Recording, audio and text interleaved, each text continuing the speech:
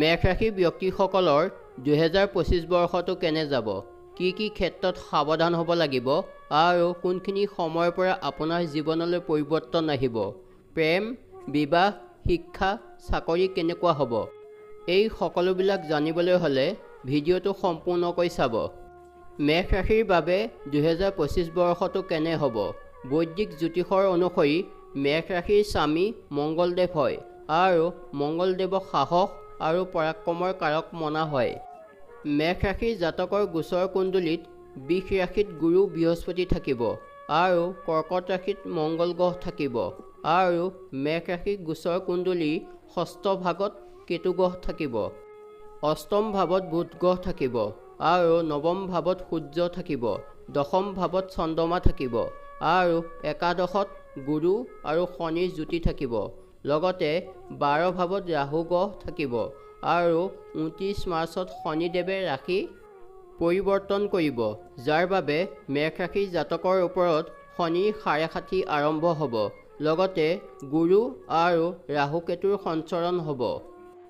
এই বৰ্ষত মেষ ৰাশিৰ জাতকৰ আৰ্থিক স্থিতি বহুত ভাল হ'ব, কাৰণ শনি, শুক্ৰ আৰু গুৰুৰ স্থিতি গোচৰ কুণ্ডলীত ভাল হ'ব।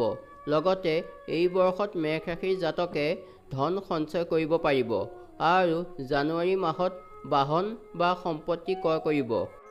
কাম কাৰোবাৰৰ দৃষ্টিত মেষ ৰাশিৰ জাতকৰ বাবে এই বৰ্ষ বহুত শুভ হ'ব আৰু এই বৰ্ষত মাৰ্চ মাহৰ পাছত মেষ ৰাশিৰ জাতকে চাকৰি সলনি কৰিব পাৰে আৰু চাকৰি ব্যৱসায় ক্ষেত্ৰতো এই বৰ্ষ মেষ ৰাশিৰ বাবে বহুত ভাল হ'ব। মেষ ৰাশিৰ ছাত্ৰৰ বাবে 2025 বৰ্ষ বহুত শুভ হ'ব, কাৰণ ছাত্ৰ ছাত্ৰীসকলে বিদেশলৈ যোৱাৰ সুযোগ লাভ কৰিব, শনিদেৱৰ আশীৰ্বাদ প্ৰাপ্ত হ'ব।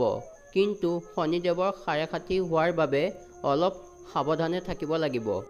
বৈবাহিক জীৱন আৰু প্ৰেমৰ সম্পৰ্কক লৈ 2025 বৰ্ষটো মেষ ৰাশিৰ বাবে বহুত ধুনীয়া হ'ব।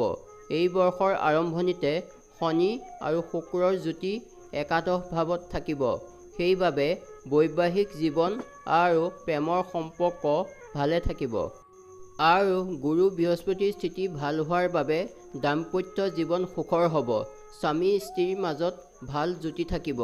লগতে যি লোক অবিবাহিত হয় সেইসকল লোকে ফেব্ৰুৱাৰী মাহৰ পাছত বিবাহৰ যোগ হ'ব আৰু যি লোকে সন্তান প্ৰাপ্তিৰ ইচ্ছা কৰি আছে তেনে লোকে সন্তান প্ৰাপ্তি কৰিব।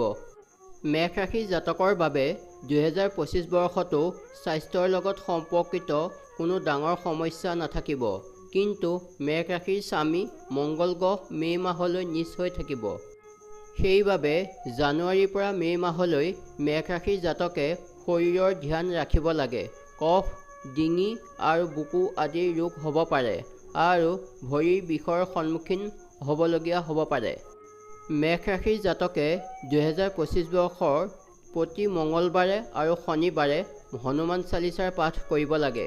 শনিৰ সাড়ে মেষ ৰাশিৰ জাতকৰ ওপৰত মাৰ্চ মাহৰ পৰা আৰম্ভ হ'ব, সেইবাবে শনিদেৱৰ আৰাধনা কৰিব লাগে আৰু শনিদেৱৰ বস্তুৰ দান কৰিব লাগে আৰু ভগৱান হনুমানক তেওঁৰ প্ৰিয় বস্তু অৰ্পণ কৰিব লাগে আৰু শনিদেৱক কলা তিল আৰু সৰিয়হৰ তেল অৰ্পণ কৰিব লাগে।